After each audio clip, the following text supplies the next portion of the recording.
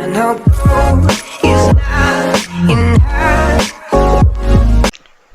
everyone, welcome to Stardust Academy. ഞാൻ റോഷ്ന. നമ്മളിന്ന് discuss ചെയ്യാൻ പോകുന്നത് ഡിപ്പാർട്ട്മെന്റൽ അക്കൗണ്ട്സിന്റെ റിവിഷൻ ആണ്. നമുക്ക് അതിലുള്ള ഇമ്പോർട്ടൻറ്റ് പ്രോബ്ലംസും ഡിസ്കസ് ചെയ്യാം, അതുപോലെ ഇമ്പോർട്ടൻറ്റ് ക്വസ്റ്റ്യൻസും ഡിസ്കസ് ചെയ്യാം. അതുപോലെ ഇതുവരെ നമ്മൾ ചെയ്ത എല്ലാ വീഡിയോസിൻ്റെ റിവിഷൻ ആയിട്ടാണ്. അപ്പോൾ ആദ്യം ഇതിൻ്റെ എല്ലാ പാർട്ടും കണ്ടതിന് ശേഷം ഇങ്ങോട്ട് വരണം, അല്ലെങ്കിൽ ചിലപ്പോൾ കിളി പോയി എന്ന് വരും. അപ്പോൾ നിങ്ങൾ ഇതിൻ്റെ എല്ലാ പാർട്സും വീഡിയോസും കണ്ടതിന് ശേഷം ഇങ്ങോട്ട് വരാം, അന്ന് മാത്രമേ ക്ലിയർ ആയിട്ട് മനസ്സിലാവുള്ളൂ. ഓക്കെ, അപ്പം നമുക്ക് ക്ലാസ്സിലേക്ക് പോകാം. അപ്പം നമുക്ക് ആദ്യം നോക്കാം എന്തായിരുന്നു ഡിപ്പാർട്ട്മെന്റ് എന്ന് പറയുന്നത്. ഡിപ്പാർട്ട്മെന്റ് എന്ന് പറയുന്നത് ഒരു റൂഫിൻ്റെ അണ്ടറിൽ തന്നെ, എന്ന് വെച്ചാൽ ജോഗ്രഫിക്കലി സെപ്പറേറ്റഡ് അല്ലാതെ ഒരു പ്ലേസിൽ തന്നെ, ഒരു ബിൽഡിങ്ങിൽ തന്നെയുള്ള സെപ്പറേറ്റ് പ്രോഫിറ്റ് സെന്റേഴ്സിനെ ലൈക്ക് യൂണിറ്റ്സിനെയാണ് നമ്മൾ ഡിപ്പാർട്ട്മെന്റ്സ് എന്ന് പറയാം. എന്ന് വെച്ചാൽ ഒരു ബിസിനസ്സിന്റെ ബിൽഡിങ്ങിന്റെ അകത്ത് തന്നെ കിടക്കുന്ന, ചിലപ്പോൾ ഒരുപാട് പ്രോഡക്ട്സ് ഉണ്ടാക്കുന്ന ബിസിനസ്സിലാണ് ഇങ്ങനെ വരുന്നത്. ഇപ്പോൾ ഒരു പ്രോഡക്റ്റ് ഒരു ഡിപ്പാർട്ട്മെന്റിനെ ഏൽപ്പിക്കും, വേറൊരു പ്രോഡക്റ്റ് ഒരു ഡിപ്പാർട്ട്മെന്റിന്, അങ്ങനെ ഡിപ്പാർട്ട്മെന്റായി തിരിച്ചിരിക്കുകയാണ്. ഇതിലെന്താ വെച്ചാൽ നമുക്ക് കോമൺ ആയിട്ട് നമുക്ക് എല്ലാത്തിൻ്റെയും പ്രോഫിറ്റ് ലോസ് അക്കൗണ്ട് എന്തായാലും ഓർഗനൈസേഷൻ പ്രിപ്പയർ ചെയ്യും. അപ്പോൾ ഓരോ ഡിപ്പാർട്ട്മെന്റിനകത്തും ഓരോ പ്രോഡക്റ്റിന്റെയും പ്രോഫിറ്റ് ലോസ് അക്കൗണ്ട് പ്രിപ്പയർ ചെയ്യുവാണെങ്കിൽ നമുക്കറിയാൻ പറ്റുമല്ലോ ഏത് പ്രോഡക്റ്റ് വിറ്റാലാണ് നമുക്ക് കൂടുതൽ പ്രോഫിറ്റ് ഉണ്ടാവുന്നത്. അപ്പോൾ നമുക്ക് അതിലേക്ക് കോൺസെൻട്രേറ്റ് ചെയ്യാം. അതുപോലെ ഇന്ന പ്രോഡക്റ്റിന് കോസ്റ്റ് കൂടുതലാണെന്ന് വെച്ചാൽ നമുക്ക് കോസ്റ്റ് കട്ടിന് എന്തൊക്കെ മെഷേഴ്സ് എടുക്കണം അതൊക്കെ ചെയ്യാം.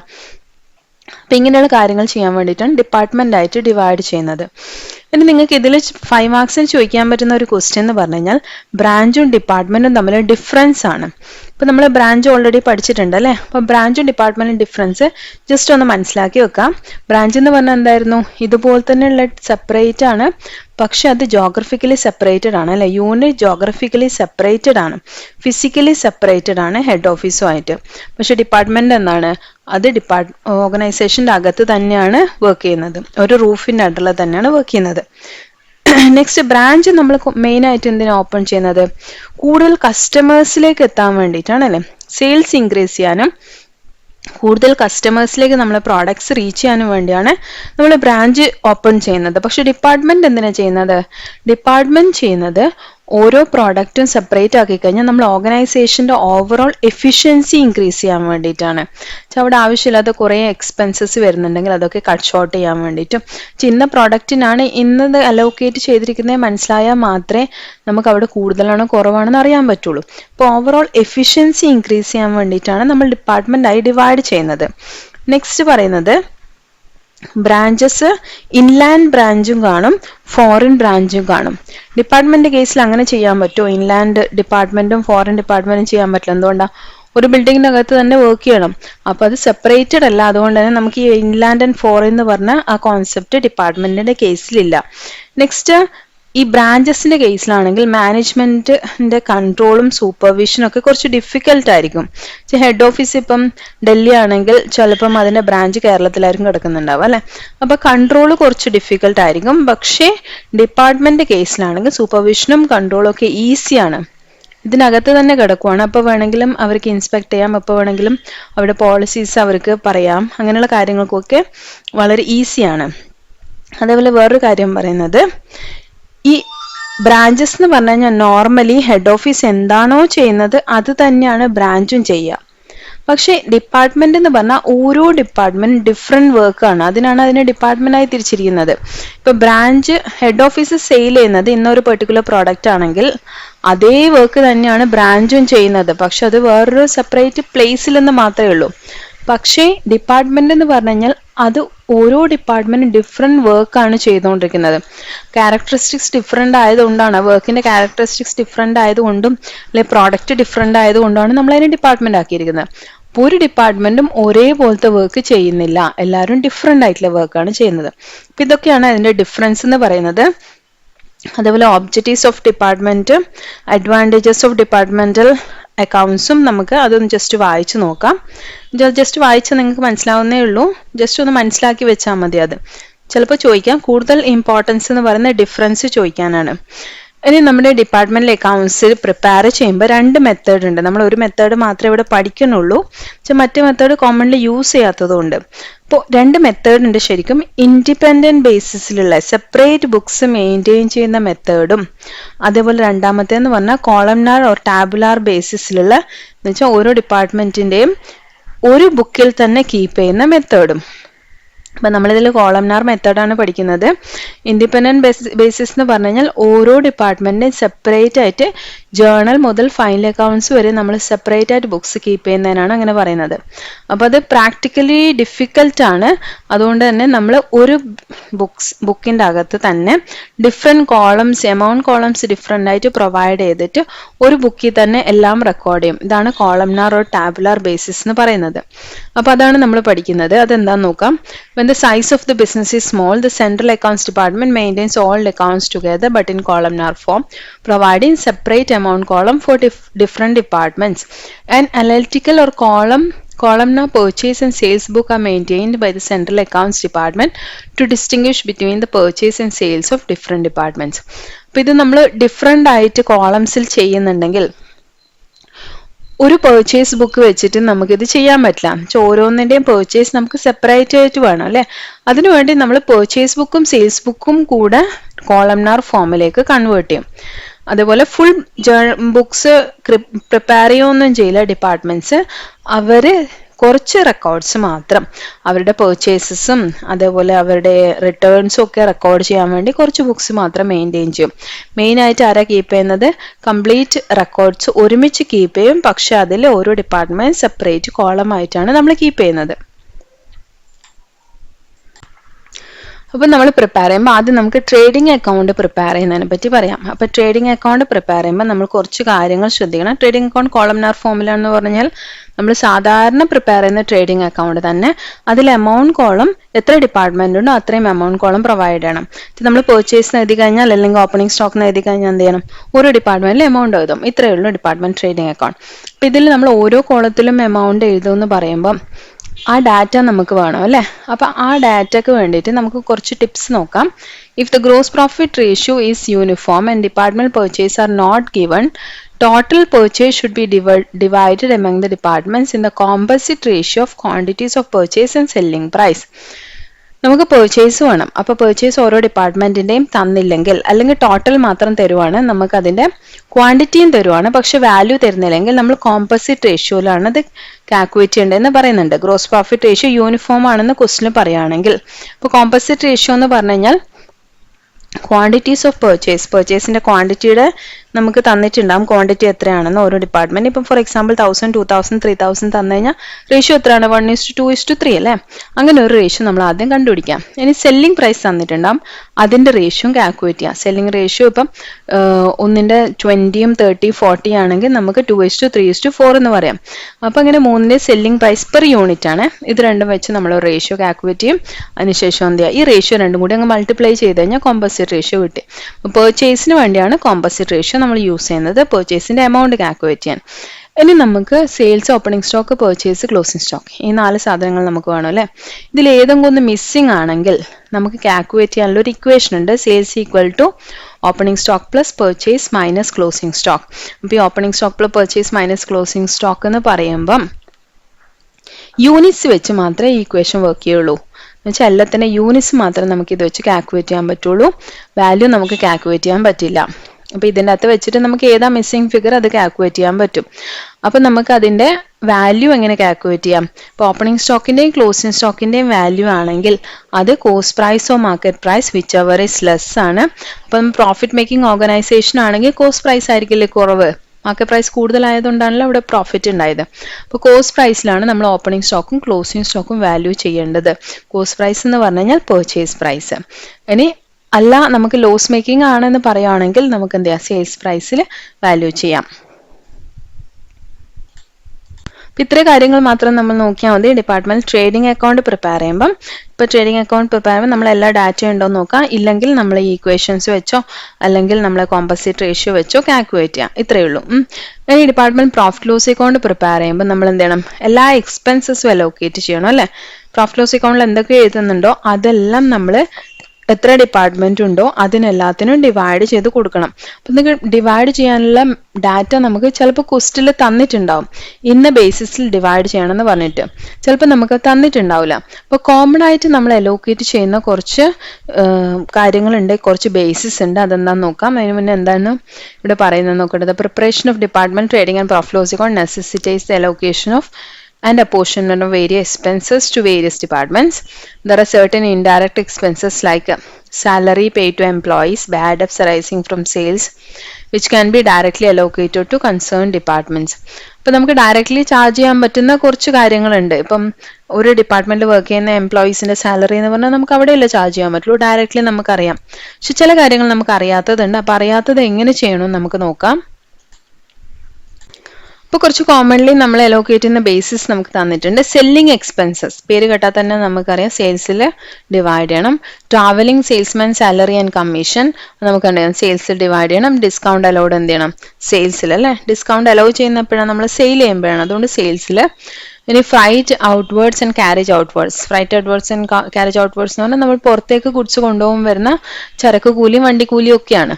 അപ്പം ഇതൊക്കെ നമ്മൾ പുറത്തേക്ക് കൊണ്ടുപോകാന്ന് പറഞ്ഞാൽ സെയിൽ ചെയ്യാൻ വേണ്ടി പുറത്തേക്ക് കൊണ്ടുപോകണം. അപ്പം സെയിൽസ് റേഷ്യോയില്. ഇനി സെയിൽസ് മാനേജർ സാലറി പേര് കേട്ടാൽ തന്നെ അറിയാം സെയിൽസിലാണ്.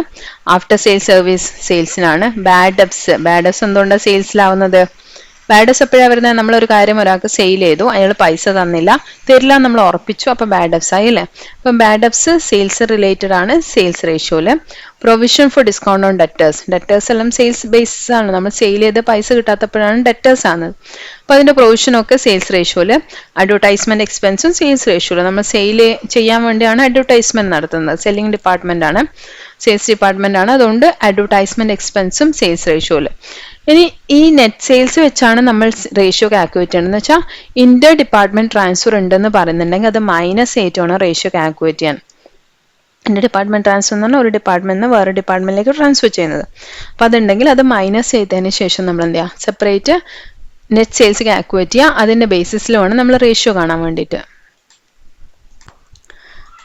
നെക്സ്റ്റ് പറയുന്നത് rent, rates and taxes, air conditioning expenses, heating, insurance on building.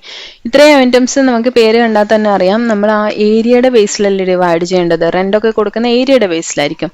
അപ്പൊ area occupied or value or floor സ്പേസിന്റെ ബേസിലോ ഏരിയ ഓക്യുപ്പൈ ചെയ്തതിൻ്റെയോ അല്ലെങ്കിൽ ഏരിയയുടെ വാല്യൂയുടെ ബേസിലോ നമുക്ക് എന്ത് ചെയ്യാം, ഇത്രയും കാര്യങ്ങൾ ഡിവൈഡ് ചെയ്ത് കൊടുക്കാം. നെക്സ്റ്റ് ലൈറ്റിംഗ് മീറ്റർ റീഡിങ്ങിന്റെ ബേസിലോ അല്ലെങ്കിൽ എന്ത് ചെയ്യാം, നമ്പർ ഓഫ് ലൈറ്റ് പോയിന്റ്സ്, എത്ര ലൈറ്റ് പോയിന്റ്സ് ഉണ്ട് അതിന്റെ ബേസിലോ നമുക്ക് ഡിവൈഡ് ചെയ്യാം. ഏതാണ് നമ്മൾ കോസ്റ്റിൽ തരുന്നത് അതിനനുസരിച്ച് ഡിവൈഡ് ചെയ്യാം.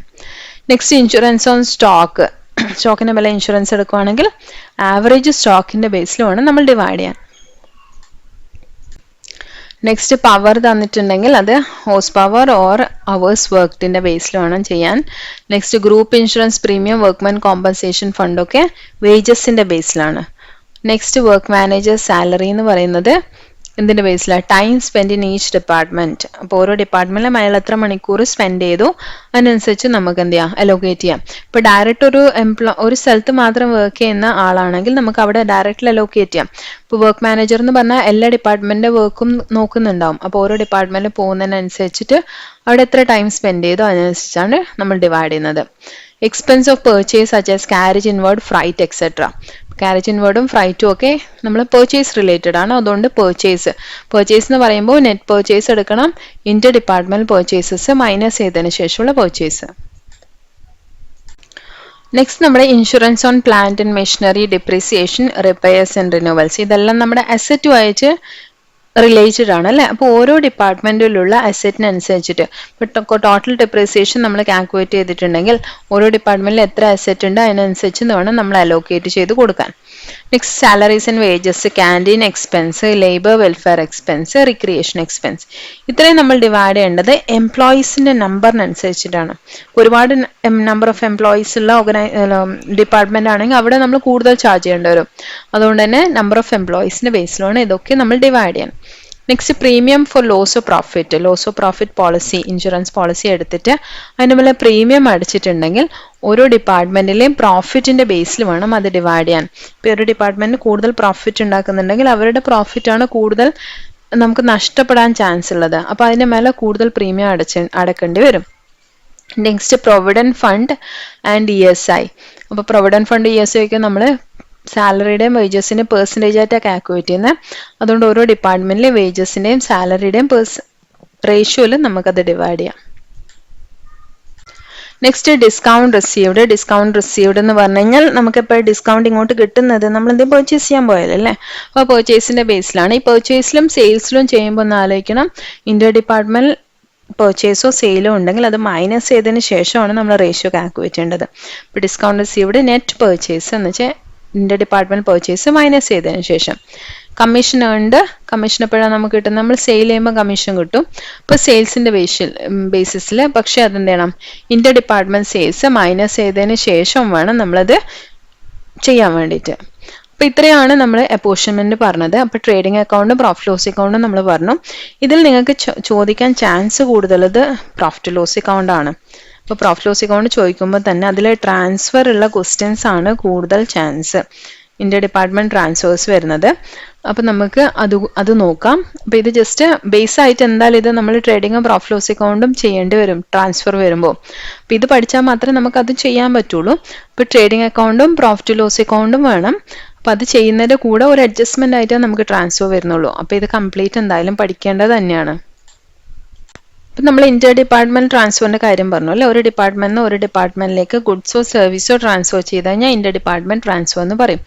അപ്പോൾ ട്രാൻസ്ഫർ ചെയ്യുന്ന ആ പ്രൈസിനെ നമ്മൾ ട്രാൻസ്ഫർ പ്രൈസ് എന്ന് പറയും. ഈ പ്രൈസ് ഒന്നുകിൽ കോസ്റ്റ് പ്രൈസിലാവാം, അല്ലെങ്കിൽ റൂളിംഗ് മാർക്കറ്റ് പ്രൈസിലാവാം, അല്ലെങ്കിൽ cost plus agreed percentage of profit. Cost price എന്ന് പറഞ്ഞാൽ നമുക്കറിയാം അല്ലെ, അവരുടെ ആ കോസ്റ്റ് അവർക്ക് വന്ന എത്രയാണോ ചെലവ് വന്ന് ആ എമൗണ്ട് മാത്രം, അതിൽ പ്രോഫിറ്റ് ഇൻക്ലൂഡഡ് അല്ലാത്ത പ്രൈസ്. റൂളിംഗ് മാർക്കറ്റ് പ്രൈസ് എന്ന് പറഞ്ഞു കഴിഞ്ഞാൽ അപ്പം അവിടെ മാർക്കറ്റ് പ്രൈസിൽ അത് എത്രക്കാണോ സെയിൽ ചെയ്യുന്നത് ആ റേറ്റിൽ.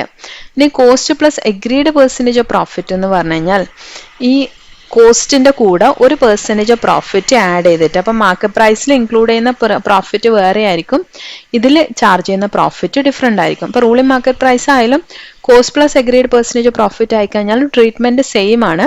ഇപ്പോൾ ഇവിടെ രണ്ട് ട്രീറ്റ്മെന്റുകളും ശരിക്കും കോസ്റ്റ് പ്രൈസിലും അല്ലെങ്കിൽ market price or including profit പ്രൈസിലും. ഇപ്പോൾ കോസ്റ്റ് പ്രൈസിൽ വരുന്ന സമയത്ത് നമുക്ക് അഡ്ജസ്റ്റ്മെന്റ് ഒക്കെ കുറവാണ്, ഒന്നും ചെയ്യാനില്ല, ആകെ ട്രാൻസ്ഫർ റെക്കോർഡ് ചെയ്യണമെന്ന് മാത്രം. ട്രാൻസ്ഫർ റെക്കോർഡ് ചെയ്യുന്ന സമയത്ത് ഇപ്പം എ ഡിപ്പാർട്ട്മെന്റ് ബി ഡിപ്പാർട്ട്മെന്റിലേക്ക് ട്രാൻസ്ഫർ ചെയ്യണം. അപ്പൊ എ ഡിപ്പാർട്ട്മെന്റിനെ സംബന്ധിച്ചിടത്തോളം അതെന്താണ്? സെയിൽ അല്ലേ, അവരുടെ പ്രോഡക്റ്റ് വേറൊരാൾക്ക് കൊടുക്കുവാണ് അല്ലെ, അവിടുന്ന് പുറത്തേക്ക് പോവാണ് പ്രോഡക്ട്സ്. അപ്പൊ സെയിൽ പോലെ ട്രീറ്റ് ചെയ്യണം. ഇനി ബി ഡിപ്പാർട്ട്മെന്റിനെ കൺസിഡർ ചെയ്യുമ്പോൾ ബി എന്ത് ചെയ്യണം? ബിക്ക് കിട്ടുവാണ് അല്ലെ, പെർച്ചേസ് ചെയ്യുന്ന പോലെ ട്രീറ്റ് ചെയ്യണം. അപ്പൊ സെയിൽ ചെയ്യുന്നത് പോലെ ട്രാൻസ്ഫർ ചെയ്യുന്ന ഡിപ്പാർട്ട്മെന്റിന്റെ കാര്യത്തിൽ അത് സെയിൽ പോലെ ട്രീറ്റ് ചെയ്യാം, റിസീവ് ചെയ്യുന്ന ഡിപ്പാർട്ട്മെന്റിന്റെ കേസിൽ അത് പെർച്ചേസ് പോലെ ട്രീറ്റ് ചെയ്യാം. അപ്പൊ നമ്മൾ എന്ത് ചെയ്യാം? എൻട്രി എഴുതുമ്പോൾ നമ്മൾ കോളംനാർ ഫോമിലാണ് അല്ലെ. അപ്പോൾ ഒരു ഫോമാറ്റിന്റെ അകത്ത് തന്നെ രണ്ട് റെക്കോർഡാണ്, അതുകൊണ്ട് രണ്ട് ഡിപ്പാർട്ട്മെന്റിലും ഒരു ട്രാൻസാക്ഷൻ രണ്ട് ഡിപ്പാർട്ട്മെന്റിലും റെക്കോർഡ് ചെയ്യണം. അപ്പൊ നമ്മൾ സെയിൽ പോലെ ട്രീറ്റ് ചെയ്യാന്ന് പറഞ്ഞാൽ ക്രെഡിറ്റ് സൈഡിൽ കാണിക്കണം, പെർച്ചേസ് പോലെ ട്രീറ്റ് ചെയ്യാന്ന് പറഞ്ഞു കഴിഞ്ഞാൽ ഡെബിറ്റ് സൈഡിൽ കാണിക്കണം. ഇപ്പൊ ക്രെഡിറ്റ് സൈഡിൽ കാണിക്കേണ്ടത് ആരുടെ? അപ്പം ആരാണോ ട്രാൻസ്ഫർ ചെയ്തത് ആ ഡിപ്പാർട്ട്മെന്റ് ക്രെഡിറ്റ് സൈഡിൽ കാണിക്കാം, ആരാണോ റിസീവ് ചെയ്തത് അയാളുടെ ഡെബിറ്റ് സൈഡിൽ കാണിക്കാം. ഇപ്പം transfer from A to B എന്ന് പറഞ്ഞു കഴിഞ്ഞാൽ നമ്മൾ എന്താ ഡെബിറ്റിലും ക്രെഡിറ്റിലും എഴുതണം same entry, transfer from A to B എന്ന് പറഞ്ഞിട്ട്. അതിനുശേഷം ക്രെഡിറ്റ് സൈഡിൽ എന്ത് ചെയ്യാ? ഏത് കോളത്തിൽ മാത്രം ഫില്ല് ചെയ്യാം? ട്രാൻസ്ഫർ ചെയ്തത് ആരാ? എ അല്ലേ, പേയുടെ കോളത്തിൽ മാത്രം ക്രെഡിറ്റ് സൈഡ് ഫില്ല് ചെയ്യാം. ഡെബിറ്റ് സൈഡിൽ ഏത് കോളം മാത്രം ഫില്ല് ചെയ്യാം? ബിയുടെ കോളം മാത്രം ഫില്ല് ചെയ്യാം. അപ്പൊ ഇങ്ങനെ മാത്രമേ ചെയ്യേണ്ടുള്ളൂ. ട്രാൻസ്ഫർ പ്രൈസ് കോസ്റ്റ് പ്രൈസിൽ ട്രാൻസ്ഫർ ചെയ്യുകയാണെങ്കിൽ ഇത്ര മാത്രമേ ഉള്ളൂ. ഇനി ചിലപ്പം ഒരുപാട് ട്രാൻസ്ഫേഴ്സ് വരുവാണ്, 2-3 ഡിപ്പാർട്ട്മെന്റ്സും ഉണ്ട് കോസ്റ്റ് പ്രൈസിലാണെങ്കിൽ നമ്മൾ എന്ത് ചെയ്യാം? ആദ്യം ഇതിന്റെ ഒരു സമ്മറി പോലെ പ്രിപ്പയർ ചെയ്തിട്ട് മാത്രം ചെയ്താൽ മതി. ഒരു സമ്മറി പ്രിപ്പയർ ചെയ്യാം. അപ്പൊ ടോട്ടലായിട്ട് ഇപ്പൊ എ ടു ബി ട്രാൻസ്ഫർ ചെയ്തിട്ടുണ്ട്, ബി ടു എ ട്രാൻസ്ഫർ ചെയ്തിട്ടുണ്ട്, അങ്ങനെ മാറി മാറി വരുന്ന സമയത്ത് നിങ്ങൾ എന്ത് ചെയ്യുക? ഒരു സമ്മറി പോലെ പ്രിപ്പയർ ചെയ്തിട്ട് ആ സമ്മറിയിൽ ടോട്ടൽ മാത്രം റെക്കോർഡ് ചെയ്താൽ മതി. അല്ലെങ്കിൽ മറ്റെങ്ങനെ ചെയ്ത് കഴിഞ്ഞാലും ശരി തന്നെയാണ്, പക്ഷെ അന്നേരം ഒരുപാട് ട്രാൻസാക്ഷൻസ് വരുന്നതുകൊണ്ടാണ് പറഞ്ഞത്. ഒരു സമ്മറി പ്രിപ്പയർ ചെയ്യാം അതിന്റെ ഡിപ്പാർട്ട്മെന്റ് ട്രാൻസ്ഫറിന്റെ. അപ്പൊ സമ്മറിയിൽ എന്ത് ചെയ്യാം? സെയിൽസ് പർച്ചേസ് എന്ന് പറഞ്ഞിട്ട് നിങ്ങൾ കാണിക്കാം. ഇപ്പൊ ഡിപ്പാർട്ട്മെന്റ് എ ബി സി ഉണ്ടെങ്കിൽ എ ബി സിയിൽ നിങ്ങൾ പർച്ചേസ് സെയിൽസ് എന്ന് പറഞ്ഞിട്ട് എഴുതാം. എന്നിട്ട് ഒന്നാമത്തത് ഇപ്പൊ എ ടു ബി ആണ് ട്രാൻസ്ഫർ ചെയ്തതെങ്കിൽ അത് എയുടെ കോളത്തിൽ എന്ത് ചെയ്യാം? സെയിൽസ് എന്ന് പറഞ്ഞിട്ട് എഴുതാം, ബിയുടെ കോളത്തിൽ എന്ത് ചെയ്യാം? പെർച്ചേസ് എന്ന് പറഞ്ഞിട്ട് എഴുതാം. അപ്പൊ ഇങ്ങനെ എഴുതിയതിന് ശേഷം ടോട്ടൽ ഓരോ ഡിപ്പാർട്ട്മെന്റിന്റെ പെർച്ചേസും സെയിലും കാൽക്കുലേറ്റ് ചെയ്യാം. എന്നിട്ട് അത് മാത്രം നമ്മൾ റെക്കോർഡ് ചെയ്താലും മതി. എന്നുവെച്ചാൽ പെർച്ചേസ് കോളത്തിൽ ആ ഡിപ്പാർട്ട്മെന്റിന്റെ ഇന്റർ ഡിപ്പാർട്ട്മെന്റ് പെർച്ചേസസ് എന്ന് പറഞ്ഞിട്ട് ആ ടോട്ടൽ പെർച്ചേസ് മാത്രം റെക്കോർഡ് ചെയ്യാം. ഇനി ക്രെഡിറ്റ് സൈഡിൽ ഇന്റർ ഡിപ്പാർട്ട്മെന്റൽ സെയിൽസ് എന്ന് പറഞ്ഞിട്ട് ആ ടോട്ടൽ മാത്രം റെക്കോർഡ് ചെയ്യാം. എന്നുവെച്ചാൽ ഒരുപാട് ട്രാൻസ്ഫർ വരുന്ന സമയത്താണ് അങ്ങനെ ചെയ്യേണ്ടുള്ളൂ. അല്ലെങ്കിൽ നോർമൽ ചെയ്യുന്ന പോലെ ചെയ്താലും ഈ സാധനം ആൻസർ സെയിം ആയിരിക്കും. നിങ്ങൾ ഈ സമ്മറി ചെയ്യാതെ ചെയ്ത് കഴിഞ്ഞാലും സെയിം ആയിരിക്കും. സമ്മറി ചെയ്യുന്നതെന്ന് വെച്ചാൽ ഒരുപാട് ട്രാൻസാക്ഷൻ വരാതിരിക്കാൻ വേണ്ടിയിട്ടാണ്. അപ്പോൾ ഒന്നുകൂടി ആലോചിക്കണം, ഇത് ട്രേഡിംഗ് അക്കൗണ്ടിലാണ് ചെയ്യേണ്ടത്. ട്രാൻസ്ഫേഴ്സ് എല്ലാം ട്രേഡിംഗ് അക്കൗണ്ടിലാണ്. സെയിലും പർച്ചേസും ചെയ്യുന്ന പോലെ എന്ന് പറഞ്ഞു കഴിഞ്ഞാൽ ട്രേഡിംഗ് അക്കൗണ്ടിനകത്ത് വേണം ചെയ്യാൻ. ഇപ്പോൾ ട്രാൻസ്ഫർ പ്രൈസ് കോസ്റ്റ് പ്രൈസിലാണെങ്കിൽ നമുക്ക് എന്ത് ചെയ്താൽ മതി, ജസ്റ്റ് ഈ ട്രാൻസ്ഫർ മാത്രം റെക്കോർഡ് ചെയ്താൽ മതി, വേറെ ഒന്നും ചെയ്യാനില്ല. ഈ ട്രാൻസ്ഫർ ചെയ്യുന്നത് മാർക്കറ്റ് പ്രൈസിലാണെങ്കിൽ, മാർക്കറ്റ് പ്രൈസ് എന്ന് പറഞ്ഞാൽ അത് എന്തൊക്കെയുണ്ട്, കോസ്റ്റ് പ്രൈസും ഉണ്ട്, അതിൻ്റെ കൂടെ ഒരു പ്രോഫിറ്റും ഉണ്ട്. അപ്പം എ ബിക്ക് ട്രാൻസ്ഫർ ചെയ്തു. അപ്പോൾ എ ബിക്ക് ട്രാൻസ്ഫർ ചെയ്യുമ്പോൾ നമ്മൾ സെയിൽ പോലെ എഴുതി അല്ലേ, പക്ഷെ ശരിക്കും അതിൻ്റെ പ്രോഫിറ്റ് എപ്പോഴാണ് റിയലൈസ് ചെയ്യുന്നത്, അത് ബി സെയിൽ ചെയ്യുമ്പോൾ അല്ലേ അതിൻ്റെ ട്രൂ പ്രോഫിറ്റ് റിയലൈസ് ചെയ്യുന്നത് പറയാൻ പറ്റുള്ളൂ. ഇപ്പോൾ സെയിൽ ചെയ്യാതെ ബാക്കി കിടക്കുവാണെന്ന് വെച്ചോ ക്ലോസിംഗ് സ്റ്റോക്കിൽ, ഇപ്പോൾ ക്ലോസിംഗ് സ്റ്റോക്കിൽ കിടക്കുവാണെങ്കിൽ ആ പ്രോഫിറ്റ് അതിൽ അവിടെ തന്നെ ഉണ്ടെന്നർത്ഥം. എയുടെ പ്രോഫിറ്റ് ബിയുടെ ക്ലോസിംഗ് സ്റ്റോക്കിൽ കിടക്കുവാണ് അല്ലേ. അപ്പൊ ഇത്രയും പ്രോഫിറ്റ് നമ്മൾ എന്ത് ചെയ്യണം, അവിടെ ക്യാൻസൽ ചെയ്യേണ്ടവരും. അപ്പൊ നമുക്ക് പ്രോഫിറ്റ് ക്യാൻസൽ ചെയ്യാൻ അറിയാലോ, എങ്ങനെ ചെയ്യേണ്ടത്, നമ്മൾ ലോഡിങ് ക്യാൻസൽ ചെയ്യുന്നത് ഓപ്പോസിറ്റ് സൈഡിൽ സ്റ്റോക്ക് റിസർവ് എന്ന് പറഞ്ഞിട്ട് കാണിച്ചാൽ മതി. ഇപ്പോൾ ഓപ്പണിംഗ് സ്റ്റോക്കിലും ക്ലോസിംഗ് സ്റ്റോക്കിലും രണ്ടിലുള്ള ഈ റിസർവ് നമ്മൾ കാൽക്കുലേറ്റ് ചെയ്യേണ്ടി വരും. ഇപ്പൊ എന്താ നമ്മൾ കാൽക്കുലേറ്റ് ചെയ്യേണ്ടത്, ട്രാൻസ്ഫർ റിസീവ് ചെയ്ത ഡിപ്പാർട്ട്മെന്റിന്റെ ക്ലോസിംഗ് സ്റ്റോക്കിനകത്ത് ആരാണോ ട്രാൻസ്ഫർ ചെയ്തത്, ഇപ്പൊ എ ടു ബി പറഞ്ഞിട്ട് പറയാം, അപ്പൊ നിങ്ങൾക്ക് കുറച്ച് ക്ലിയർ ആവും. ഇപ്പൊ എ ബിക്ക് ഗുഡ്സ് ട്രാൻസ്ഫർ ചെയ്തു. ഇപ്പൊ ബിയുടെ കയ്യിൽ ആ ഗുഡ്സ് ക്ലോസിംഗ് സ്റ്റോക്കിൽ കിടക്കുവാണ്. ഇപ്പൊ എയുടെ പ്രോഫിറ്റ് ബിയുടെ ക്ലോസിംഗ് സ്റ്റോക്കിലാണ് കിടക്കുന്നത് അല്ലെ. അതുപോലെ ഈ ക്ലോസിംഗ് സ്റ്റോക്കിൽ എയുടെ ഗുഡ്സ് മാത്രം ആവണമെന്നില്ല, വേറെ പുറത്തുനിന്ന് വാങ്ങിച്ച ഗുഡ്സും എല്ലാം കൂടി ആയിരിക്കും ഈ ക്ലോസിംഗ് സ്റ്റോക്കിൽ കിടക്കുന്നത്. അല്ലെങ്കിൽ ബിയുടെ കുറച്ചുകൂടി പ്രോസസ്സിംഗ് ചാർജസ് എല്ലാം കൂടിയിട്ടായിരിക്കും ആ ക്ലോസിംഗ് സ്റ്റോക്കിനെ വാല്യൂ ചെയ്തിരിക്കുന്നത്. അപ്പൊ ശരിക്കും അതിനകത്ത് എയുടെ എത്ര പെർസെൻറ്റേജ് ഉണ്ടെന്ന് നമ്മൾ അറിയണം അല്ലെ. എ ട്രാൻസ്ഫർ ചെയ്ത കോസ്റ്റ് പ്രൈസിൽ ബിയുടെ ക്ലോസിംഗ് സ്റ്റോക്കിൽ എത്ര ഗുഡ്സ് കിടപ്പുണ്ടെന്ന് അറിയണം. അതിനുശേഷം അതിൻ്റെ എത്ര പ്രോഫിറ്റ് കിടപ്പുണ്ടെന്ന് അറിയണം. പ്രോഫിറ്റല്ലേ നമുക്ക് ക്യാൻസൽ ചെയ്യേണ്ട, ഗുഡ്സ് അല്ലല്ലോ. ആ ഗുഡ്സിനകത്ത് എത്ര പ്രോഫിറ്റ് കിടപ്പുണ്ടെന്ന് നോക്കണം. ആ പ്രോഫിറ്റിനെ നമ്മൾ എന്ത് ചെയ്യണം, സ്റ്റോക്ക് റിസർവ് എന്ന് പറഞ്ഞിട്ട് അതിനൊരു റിസർവ് മെയിൻറ്റെയിൻ ചെയ്യണം. ഇത്രയാണ് നമുക്ക് ചെയ്യാനുള്ളത്. അപ്പം അതിന് ജേർണൽ എൻട്രി വരുമല്ലോ നമ്മൾ സ്റ്റോക്ക് റിസർവ് ക്രിയേറ്റ് ചെയ്യാൻ വേണ്ടിയിട്ട്. അപ്പോൾ സ്റ്റോക്ക് റിസർവ് ക്രിയേറ്റ് ചെയ്യുമ്പോൾ നമ്മളത് എഴുതേണ്ടത് ജനറൽ പ്രോഫിറ്റ് ലോസ് അക്കൗണ്ടിലാണ് എഴുതേണ്ടത്.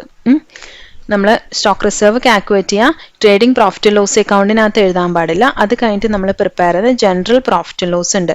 ജനറൽ പ്രോഫിറ്റ് ലോസ് എന്തിനാണ് നമ്മൾ പ്രിപ്പയർ ചെയ്യുന്നത്, കോമൺ ആയിട്ടുള്ള എക്സ്പെൻസസ്, ഡിവൈഡ് ചെയ്യാൻ പറ്റാത്ത എക്സ്പെൻസസ് ചാർജ് ചെയ്യാൻ വേണ്ടിയാണ് general profit loss account prepare ചെയ്യുന്നത്.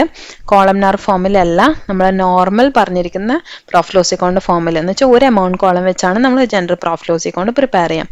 അപ്പം അതിനകത്തേക്ക് ട്രാൻസ്ഫർ ചെയ്യണം ജനറൽ പ്രോഫിറ്റ് ലോസ് അക്കൗണ്ടിലേക്ക്. ഇപ്പോൾ ക്ലോസിംഗ് സ്റ്റോക്കിൻ്റെ ട്രാൻസ്ഫർ ചെയ്യുമ്പോൾ നമ്മൾ എന്ത് ചെയ്യുക, ഡെബിറ്റ് സൈഡിലല്ലേ ട്രാൻസ്ഫർ ചെയ്യേണ്ടത്, ക്ലോസിംഗ് സ്റ്റോക്ക് ക്രെഡിറ്റ് സൈഡിലാണ്. ഇപ്പോൾ ടു സ്റ്റോക്ക് റിസർവ് എന്ന് പറഞ്ഞിട്ട് എഴുതാം. ഇനി ഓപ്പണിംഗ് സ്റ്റോക്കിൻ്റെ ട്രാൻസ്ഫർ ചെയ്യുമ്പോൾ ബൈ സ്റ്റോക്ക് റിസർവ് എന്ന് പറഞ്ഞിട്ട് അതിനകത്ത് കാണിക്കാം.